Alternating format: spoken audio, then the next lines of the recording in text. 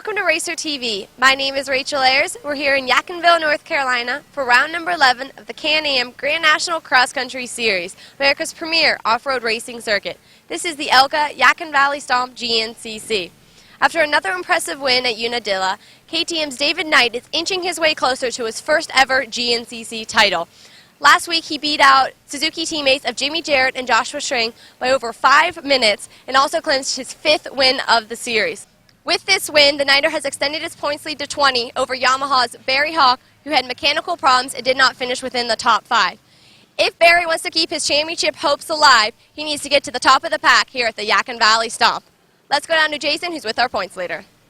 Well, thanks a lot, Rachel. We are down here with David Knight, and you're going to try to pull off something that I don't know if anyone's ever pulled this off before. You got a lot of work to do this weekend. Yeah, I just flew back this morning now from Enduro Cross last night in Denver, and yeah, that went perfect. Won, both my races, won the final, and yeah, come here, feel a little bit tired, but I think when I get on the bike, I should be okay, and try and get another win here today. And this is more important to me than Enduro Cross. Obviously, last night I just wanted to have a safe race. Obviously you want to win, but I wouldn't have been too disappointed with a podium. But anyway, everything went good, and it didn't hurt myself. Everything feels not even stiff this morning, so it might have done me some good riding last night for today, and it might have loosened me up. I've had I think I had an hour's sleep on the plane, and then I just went to the hotel room this morning and had an hour and a half or something, so I'll sleep well tonight, I think. For sure. Just going to let the Red Bull flow. Maybe that's the way to do it. So David Knight definitely got a tall order. That's 2.5 hours of sleep total, and he's going to ride for more than 2.5 hours today. So, Rachel, this is going to be a pretty tall order for the big guy. Thanks, Jason. It looks like David's had a crazy weekend. Let's go down to the start and see if he can make it 2 for 2. All right, thanks a lot, Rachel. Jason Wygant up here going to give you the call. Rachel will be down in the pits, looking at a couple of well-rested riders here. Glenn Carney, Jason Raines. These guys all get a full night's sleep, whereas Charlie Mullins and Barry Hawk. David Knight, of course, is fighting the fact that he's only slept very, very little before this race after racing last night in Denver. But he's here in North Carolina to try to protect his points lead, and we're about to go racing here at the ELCA Yadkin Valley Stomp. Good start for Jimmy Jarrett down the inside of the yellow bike, but it looks like Charlie Mullins is just going to edge him out into the first turn. And that is Knight in the right side of your screen down. So a terrible way to start the day off for Knight. Well, I don't want to say he was caught napping, but he's on the ground, and now Jarrett has taken over the lead from Mullins. Jarrett has been in a roll as of late, and he's out front early. So, Jimmy, a couple amazing finishes for you. You've got up top of the box almost. You going to get that win? I hope so. Today would be a good day to do it, get a good start. It's going to be dusty and tight, so I think if I'm up front all day, I think I can do it. You usually do pretty well at start, so your chances of getting up there are pretty good. Yeah, I just need to stay there. I'm up front, most of the day, but then David or somebody, Charlie or Mary gets away, and then I never see him again. So my goal is today to be there at the end.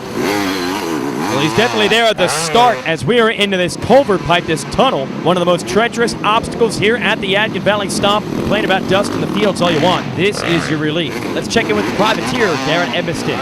Garrett, you've been holding on there. You're currently sitting in 4th. You're pretty close to 3rd. Are you happy with where you're at? For sure. I hope to better my scores. We got 3 races, including this one, 3rd all the way back to 6th. It's really close in points, so hopefully I can do better, but I'll be happy with top 5, top 6 number next year. Well, Garrett Evanston, a full privateer. You got to set your goals realistically, and a top 5 in this series would be amazing for a rider without the factory support of Jarrett and Mullins, who just went by. And here comes Paul Whibley. He's got a rare good start. He's in 3rd. Let's talk to Paul. You won a local race here last weekend. You comfortable with the conditions around here? Yeah, it went pretty good last weekend. Hopefully we'll do it again this week. All right, so what is it about this type of terrain that works or doesn't work for you? Last weekend was a little bit more open, so that was kind of suiting my style, but no, so twisted in the tight stuff as well. So. Well, Whibley, the New Zealander, has been working on his inside game. He's very fast in the open stuff, plus he's got a 450 Parks Unlimited Moose Honda, very fast machine, but in the tight stuff, those big 4-strokes, and Whibley himself tend to struggle a little bit. No trouble for Jarrett or for Mullins, who have broken away from this field early. And by the way, no sign of David Knight as we watch Whibley and Hawk and it's Evanston here in the top 5. So So a great run. Let's give a shout out to Anthony Roberts, the Australian Enduro champ. He's in 6th. Right back in 10th. We'll be back. Hi and welcome to this week's Rocky Mountain ATVMC Pro Tip of the Week. My name is Aaron and this week we're going to talk about properly preparing for your trail ride.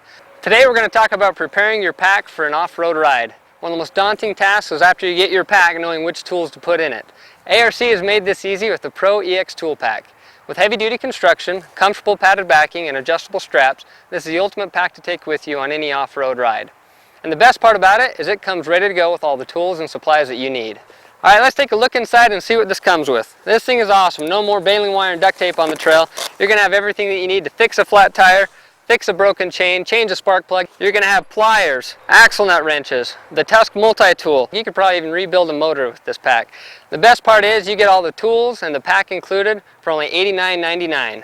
For more information, visit us online at RockyMountainATVMC.com or call for a free catalog. Racer TV is brought to you by Can-Am, Rocky Mountain, Yamaha, Moose Racing, and KTM. Back to the action here at this Elka Yadkin Valley Stomp GNCC. Jimmy Jarrett and the FMS Suzuki, the first rider to hit the house. An infamous obstacle out here. Let's talk to the rider following him, Charlie Mullins. Conditioning his feet, it's all there. It's just kind of had a little problems that's out of my hand, and but they're all fixed now, and I feel good, confident, ready to go today, and hopefully win. Well, it's unfortunate what has happened to Mullins. Has had some very, very minor mechanical glitches that have cost him a lot of points and essentially have taken him out of the hunt. Now his teammate Jason Raines just getting back in the game after a long layoff with injuries.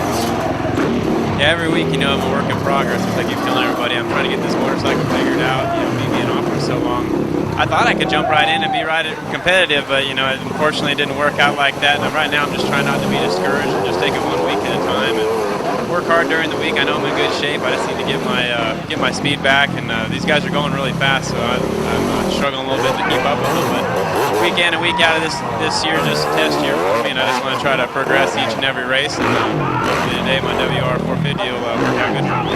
Well, it's going to be a big task for Jason Raines to get back to this level. Here's David Knight, who almost bounced out of the saddle there. He is definitely off of his normal game today as Jarrett and Mullins are out front, and here comes Hawk, who has now gotten around Whibley into the number 3 spot. Now look, Mullins is stalking Jarrett through the finish line scoring section, and Hawk is not far back in 3rd.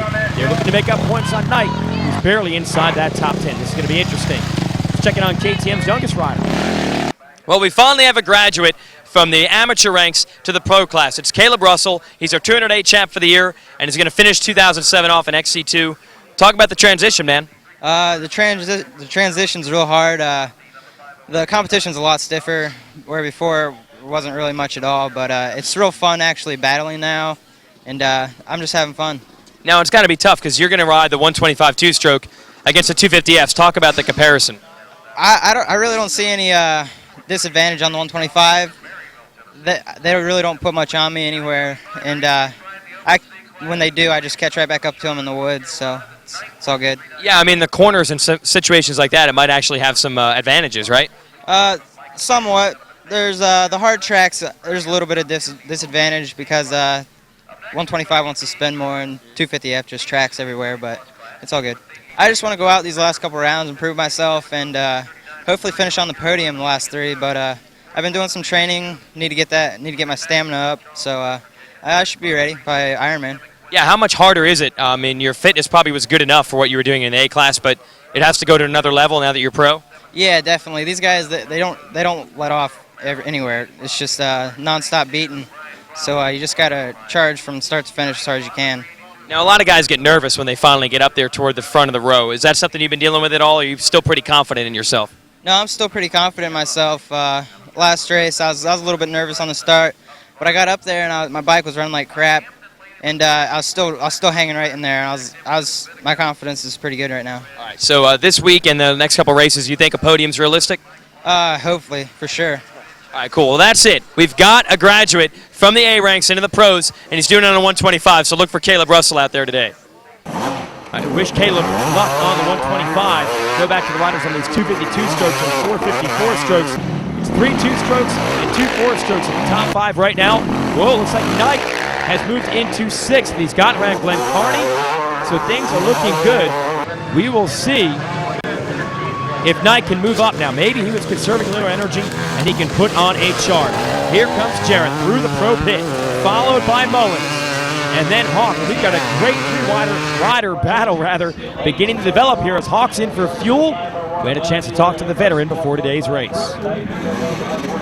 No, really, I don't feel any other pressure than I do any other race. I just need to go out. Same thing, I probably sound like a broken record, but just get a good start, stay up front, make as few mistakes as possible, and try and come away with the win. Last race at Unadilla, things didn't go my way. I had some problems with my front tire, and it really wasn't anybody's fault. It was just kind of a freak thing. I lost a bunch of knobs and didn't have any confidence in the front end, so hopefully things are a little different today. Well, so far things look a lot better for Hawk. You got Jarrett, Mullins, and here comes Barry in the number 3 spot. So he is in contention, and with his rival David Knight several positions back, it looks good for the Yamaha boys. Here's Whibley and Emiston, and Knight, who we saw back in that number 6 position. No, now it's Glenn Carney who's got Knight back. So every time we think Knight's about to put in a charge, it doesn't happen. And here comes the Knighter. So he's lost a couple of positions, and you've got to be careful. It's very tempting to gas it through these water sections, but that'll just make you muddy. And that'll be uncomfortable later in the day, and it gets slippery and hard to hold on to the motorcycle. Here we are, back to the Can-Am Creek jump. Emiston clears it. Whibley does as well. So you never know what's going to happen in this series when you've got Knight in the back. Whoa, and that rider, this rider right here just hesitated and went over the bars. Great evasive maneuvering by Knight. It's Gary Melvin, a amateur racer. You should not hesitate on obstacles here in the GNCC series. Let's go down to Rachel at the creek jump. Here we are at the halfway point. We're at the craziest part on the track. The creek jump behind me. They have the choice of jumping off this 12-point ledge or going around. All of our pros are jumping off. Here's a little update where we're at right now. We have Jimmy Jarrett in the lead, Charlie Mullins in second, and Barry Hawk in third. Not much has changed. They've been in the same positions all so far today. Towards the end of the race, we should see them start to move around a little bit. They'll get brave enough to try to move their way up to the front. All right, well, it looks like they're getting brave right now. They have been stalking Jarrett for quite some time, the Yamaha Brigade. And as Mullins has been unable to pass him, Hawk is caught right up. And look, now we see that Emiston and Whibley are not that far behind. We're only talking about 20 seconds, I'd say, between those 5 riders, as Knight is still just trying to track down Glenn Carney in every championship point he can. So far, so good for his rivals. Stay tuned. Racer TV is brought to you by Can-Am, Rocky Mountain, Yamaha, Moose Racing, and KTM. Welcome back. Charlie Mullins has taken the lead here in North Carolina. Now he goes into the pits, and he's got to try to get in and out as quickly as possible. I think I just saw the Suzuki of Jarrett streak by. No, my mistake. Here comes Jarrett in the pits right now. He has gotten past. Yes, he has passed Mullins. Now let's see what Hawk does. And Hawk rolls to the pit area. Now we look at the pit board for David Knight, and you see the gap that he's got to make up right now. He's got a lot of moves to make, and it's not an easy track to pass on. Is Knight waiting? Is he stalking these guys? Or is he simply not feeling it? Now we're looking at Emiston and Whibley. They are right there. But Knight has not been able to follow them through. So right now, we've got Mullins, we've got Jarrett, and we've got Hawk. Emiston and Whibley have put together a great run. And again, somewhere back there is David Knight. Here's Hawk in third. And he's got those 4 strokes breathing down his neck. Now back to the creek jump. Mullins, another lap down. Jarrett, man, he scares me every time he comes off of that thing. Hawk is right there in third trying to get around him. Now Whibley has made the move on Emiston. We see Carney coming by, the Australian, so maybe Emiston lost some positions. That's Jesse Robinson. Our first look at him today. He has gotten around David Knight. Look at this lap traffic we're having to deal with now as Hawk tries to get around Jarrett. And Jarrett has mentioned time and time again, he's good at the beginning, he's good at the end. He's struggled through the middle of the races, and that's exactly what has happened today. Mullins has been able to get around him and make the break for it. There's Jarrett still in second with Hawk on his rear wheel, chasing each other through the dust. Now Knight back to 8th. So Knight, it seemed like the man was superhuman, but not quite. 2 hours of sleep after racing in Denver on Saturday night and coming out here in North Carolina to race here on Sunday morning, I think has taken the better of the big man. Look at Garrett Evanston. What a ride for this privateer. He is not intimidated by anyone, no doubt about that. Mullins beginning to get away. Look at Evanston straight as an arrow through that section. And no one, I think, has an answer from Mullins right now as he begins to get away from the rest of this field. I have to wonder now if he wasn't just waiting and picking his spots.